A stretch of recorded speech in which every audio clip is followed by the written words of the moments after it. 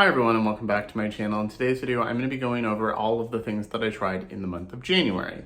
So some of these I've only used a couple times, but most of these I've used multiple times and I can give a decent opinion about them. So I'm not going to rank them. I know some people rank them, especially when they try a lot of things or they do favorites and fails. I don't really have a lot of fails most of the time because I'm pretty selective in what I buy. So I will just kind of go over in categories of like base products, eyeshadow, so on. And if you're new here, welcome. My name is Colin. I'm a non-binary Latinx scientist and lover of makeup with a soft spot for indie makeup and colorful makeup. And I have new videos every week, so I'd love to have you subscribe. And if you're curious about my makeup, it'll all be in the description box, and this video should already be up. It's actually uploading right now as I'm filming, and that is the new Sigil inspired Peacock palette.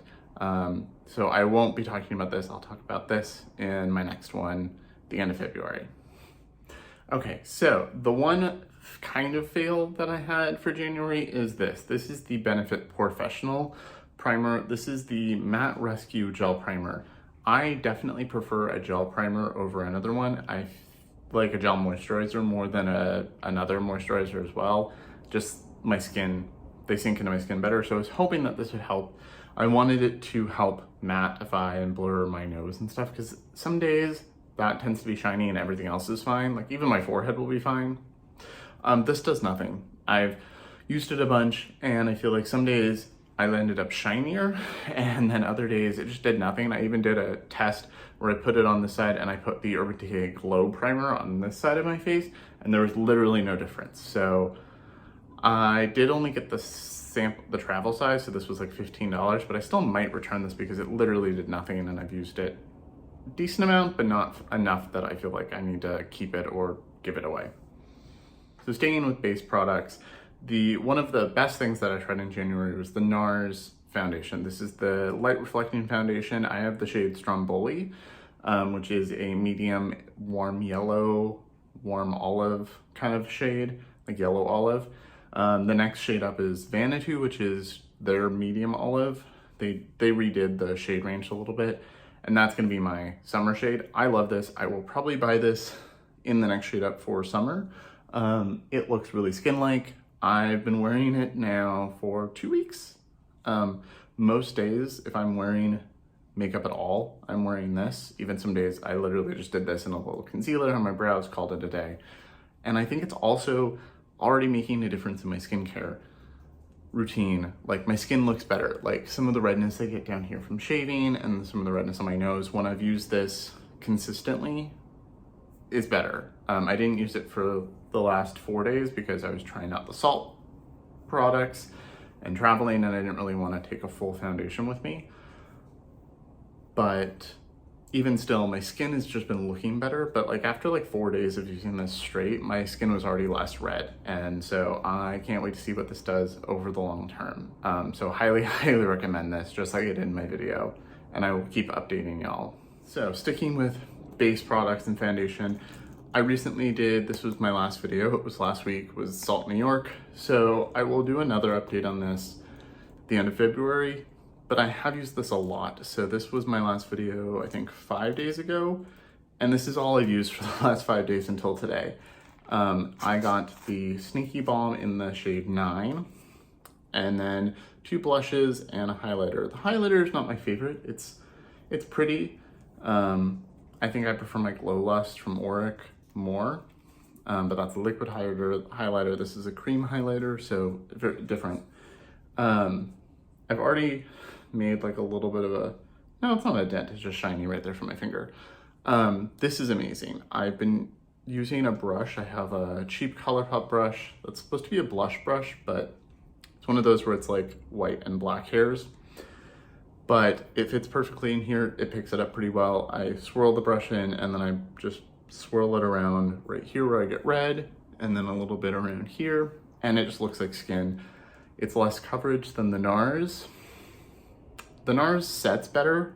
This doesn't really set, but this gives my skin a perfect appearance. Like it looks like I'm not wearing anything, hence the Sneaky Balm name, but also just looks perfect and looks like my skin, even more so than the Nars foundation. So really, really excited about this. This is probably my favorite new find of the month.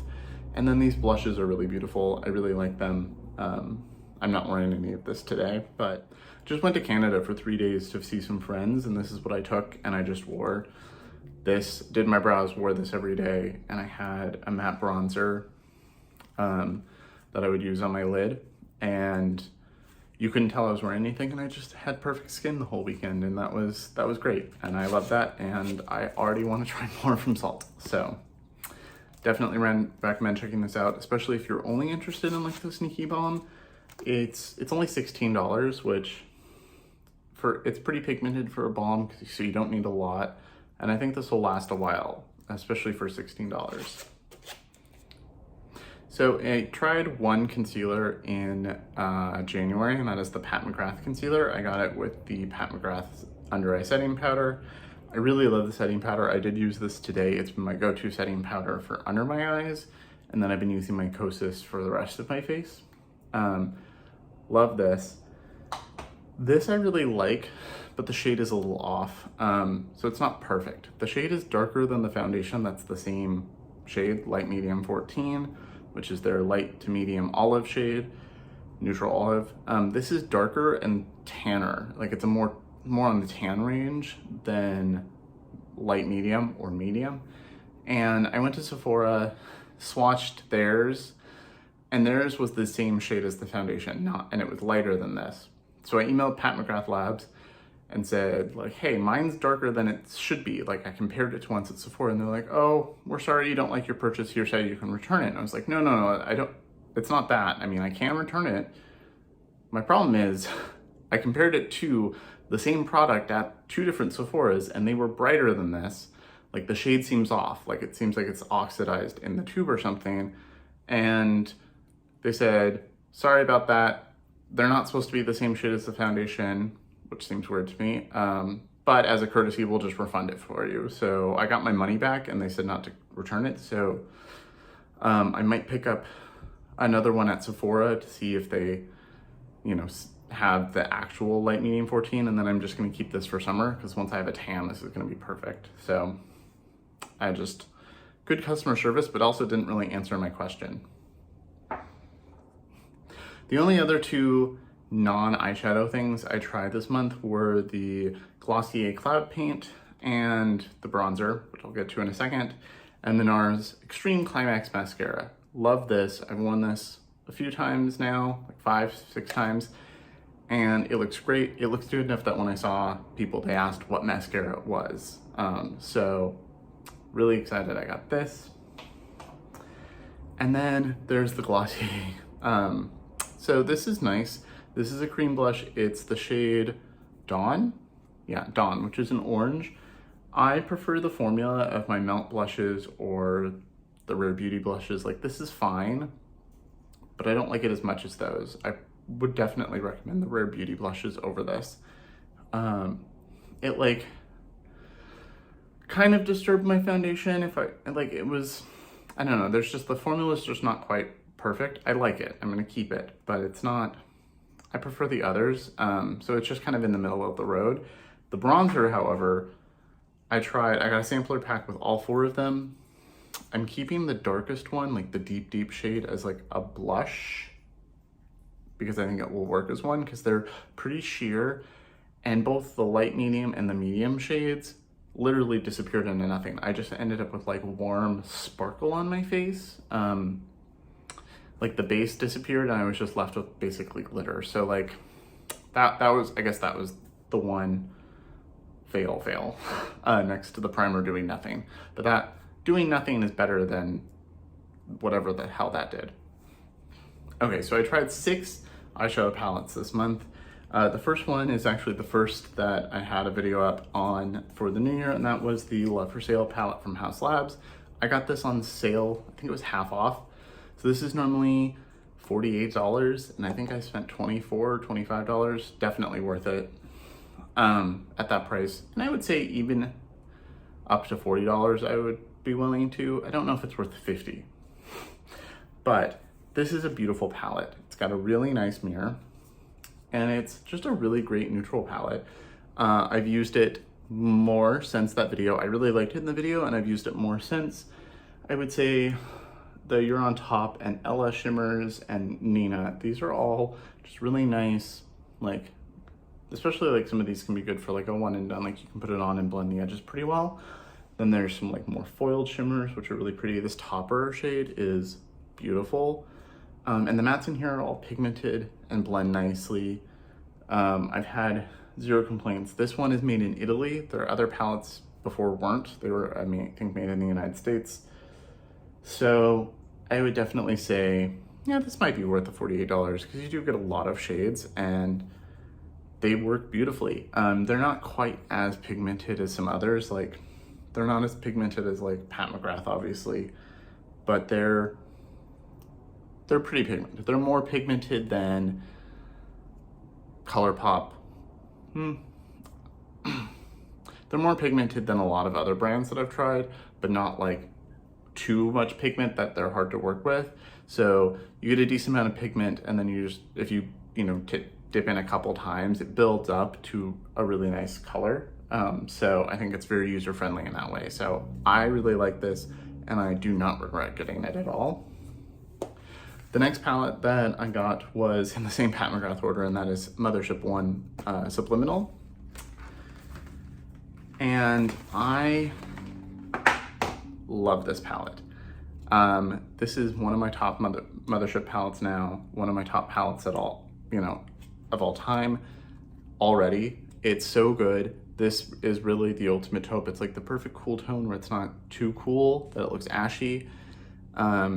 These are just perfect cool tone neutrals. I really loved these two more satin shades for like a quick one and done shade. I've been very into quick one and done subtle looks lately, which is not what I have on today. This blue, gorgeous. These like duochrome toppers, these are so pretty, so sparkly. I've definitely used other palettes and then thrown one of these on lately. I do not regret getting this at all, especially since I got it for a discount. I think I got it 40% off. So no regrets at all. I'm officially fully a Pat McGrath convert. I also finally tried Huda Beauty this month. I got the Wild Jaguar palette when I was at Sephora getting some other stuff, and I saw they had one left and it wasn't on the app anymore, so I figured now's my chance. It's the one palette from her I've wanted. I did film a video with this, but I didn't have time to post it last week. Like, I started editing and then I was like, there's other stuff I want to get up quicker because they're more time sensitive. And then I went out of town for 3 days. So, and then I just posted the Sigil palette because also that just came, it's a new product. This isn't new. So there will be a video of this eventually. I really like it. I wish, the mattes still lean a little pink for me. These are both mauve-y. This is a little more mauve-y than I thought. I think, and like this is a cream shade, but when I combined them, it somehow looked kind of purple. That's my one complaint. But I really like the formula. I think this gunmetal shade is beautiful. I've used that a couple times, and then I've used the green with the gold. The two purples are really pretty, but they're a little more toppery, and not my favorite toppers. So really like this, and I'm really intrigued to try more from Huda Beauty, but it's definitely not my favorite formula so far. Now, a formula I do really love, and I tried this month, was Nars. So this is the Nars Climax palette. This was a big hit at the end of the last year, end of 2021. Finally grabbed it during a restock at the end of the year, beginning of January. I think it was the end of last year technically. And I love this. I've worn this a lot. This is the one palette I took with me to Canada. Basically just took these. And this, the shimmers in this are beautiful. These four are really sparkly and pretty. The mattes are pigmented and blend really nicely. And the formulas in this are great. These four shimmers are sparkly and beautiful. The mattes are pigmented but blend really easily. I love the like kind of rosy neutral, and then you've got like a plum and a green. I think it's a really unique color story. This blue, so good. And then for a quick one and done shade, you've got this really pretty creamy bronze taupe shade that like, just throw that on the lid. Maybe blend out the edges with one of these if you need.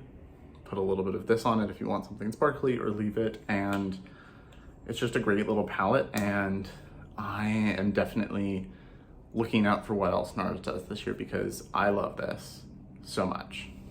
Okay, so the last two palettes I have are the Natasha DeNino Retro and the new Nomad palette.